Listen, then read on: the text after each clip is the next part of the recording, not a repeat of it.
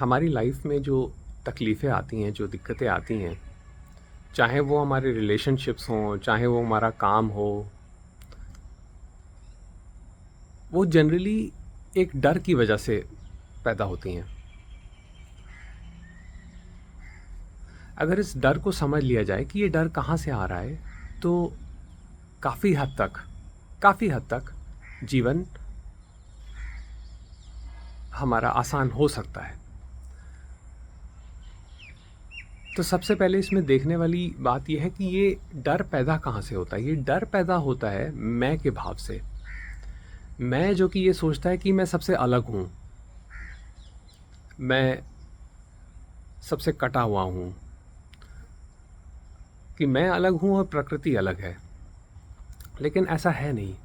मैं सिर्फ एक विचार है, और ये विचार वहीं से आता है जहाँ से बाकी सब कुछ आता है। तो जब ये मैं समय समय में आगे बढ़ता है, ठीक है, कि मैं ये हूँ, मैं वो हूँ, जब मैं ये सोचने लगता हूँ कि मेरे पास ये है, मेरे पास वो है,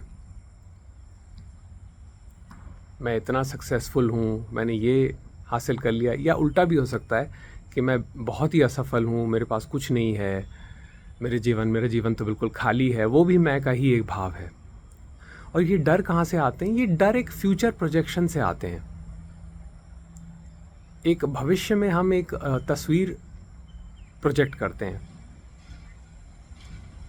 जिससे डर पैदा होता है कि ओह, कहीं आगे ये ना हो जाए, कहीं वो ना हो जाए, कहीं कहीं मेरा मेरा बैंक बैलेंस खाली ना हो जाए, कहीं मेरी नौकरी ना चली जाए, कहीं मेरे परिजन मुझे छोड़ के ना चले जाएं, तो फिर मैं क्या करूँगा, किसके सहारे जीऊँगा।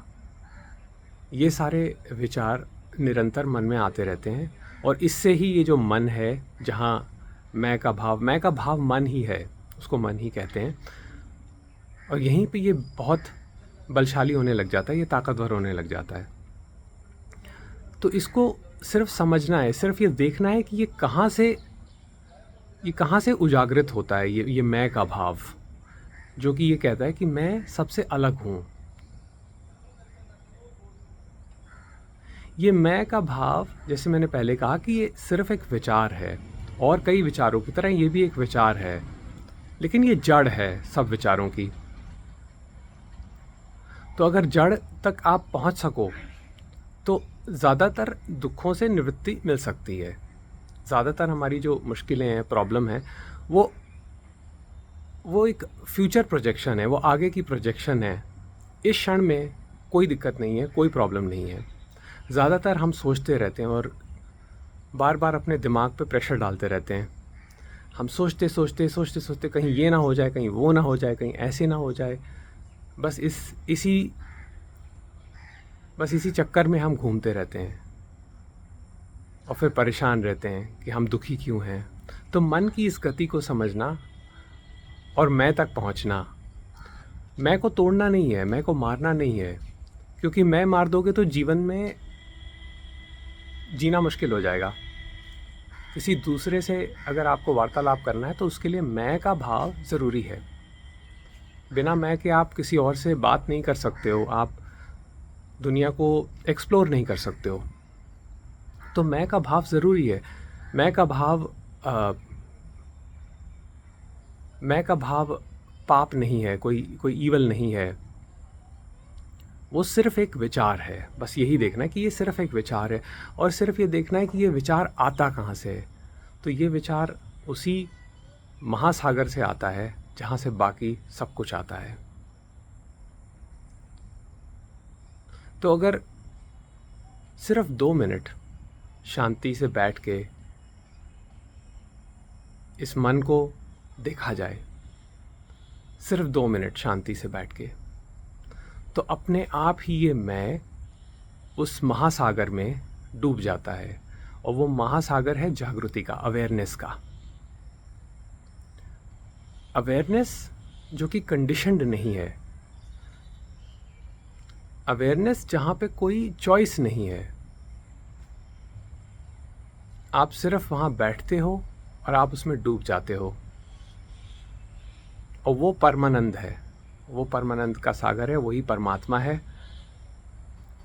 और आप उससे अलग नहीं हो। आप और परमात्मा एक ही हो। अगर ये बात समझ में आ जाए तो फिर कुछ कुछ करने की ज़रूरत नहीं किसी भी दुख के बारे में।